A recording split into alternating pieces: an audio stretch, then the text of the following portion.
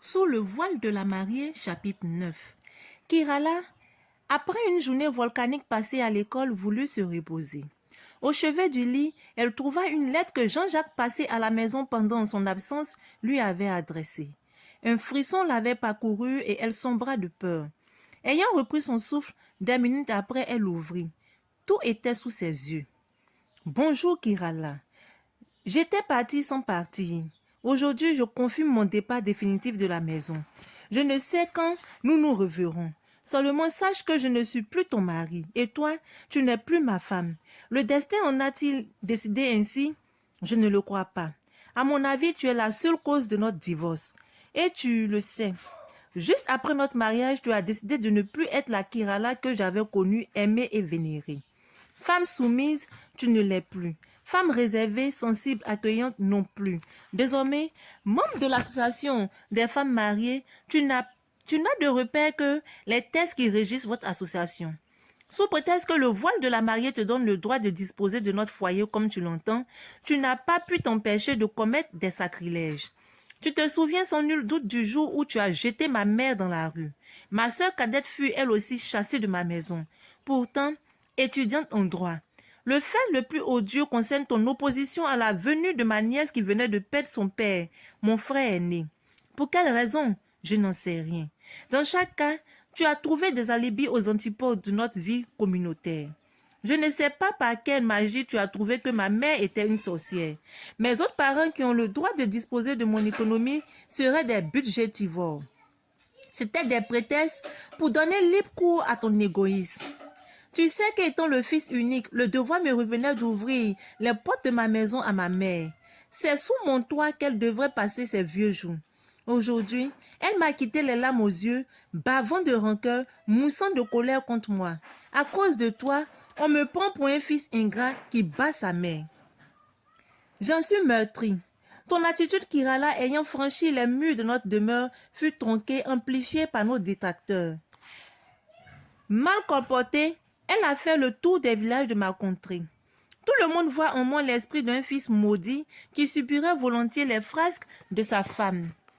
Par ailleurs, mes amis auxquels tu as souvent refusé l'accès de notre véhicule de partager le même repas que nous me prennent aussi pour un être perdu, cruel, ingrat, vendu, ensorcelé par toi. Tu vois bien que ton attitude vindicative et ton caractère belliqueux ont fait de moi un paria dans mon village, un ermite dans ma région. J'ai longtemps accepté tes dérives, croyant que la sagesse épurerait ton cœur, que le temps ouvrirait tes yeux. Pensant que les nuits t'apporteraient des conseils, mais non. Tu es resté inoxydable aux félicités du temps. Te voilà, femme qui suscite le murmure malveillant quand elle passe, quand elle marche au milieu des siens. Te voilà, femme qui n'a de laurier que l'horreur dont les hommes ont peur.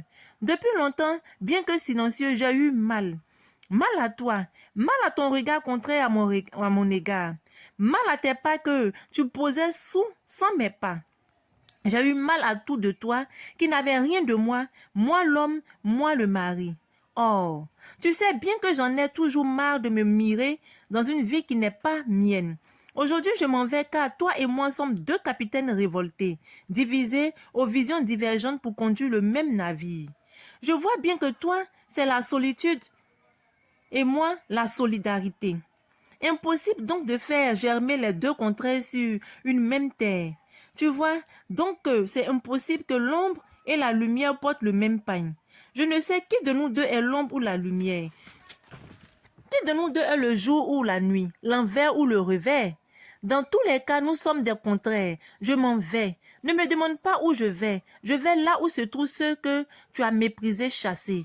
Je vais chercher en eux mon Afrique délabrée, tuée, niée, ensevelie dans les amasses de ton voile maculé de l'envers. Jean-Jacques Gosier, ton ex-mari. À cette longue lettre, il avait joint la demande de divorce que devait signer Kirala. Demande de divorce, mais ce Jean-Jacques est allé si loin, avait-elle murmuré. Les minutes qui suivirent, elle poussa un cri de bête atteinte mortellement devant la servante qui avait accouru.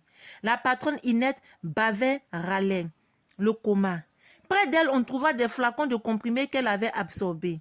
Sous sa tête, une note. Je préfère la mort au divorce et à la honte. Adieu Jean-Jacques Gosier. Ainsi se termine notre chapitre. C'est ce que nous constatons malheureusement de nos jours. Car il y a des femmes, lorsqu'elles sautent avec quelqu'un, lorsqu'elles commencent à cheminer avec un homme, ne montrent pas leur vrai visage. Une fois mariées, elles deviennent des femmes acariâtres, des femmes qui ne veulent sentir personne que seulement leur mari. Comment oser chasser sa propre belle-mère de la maison?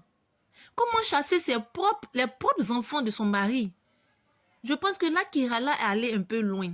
Et même cette culture européenne dont elle dit suivre, je ne pense pas que chez eux, ils peuvent chasser la mère de leur mari.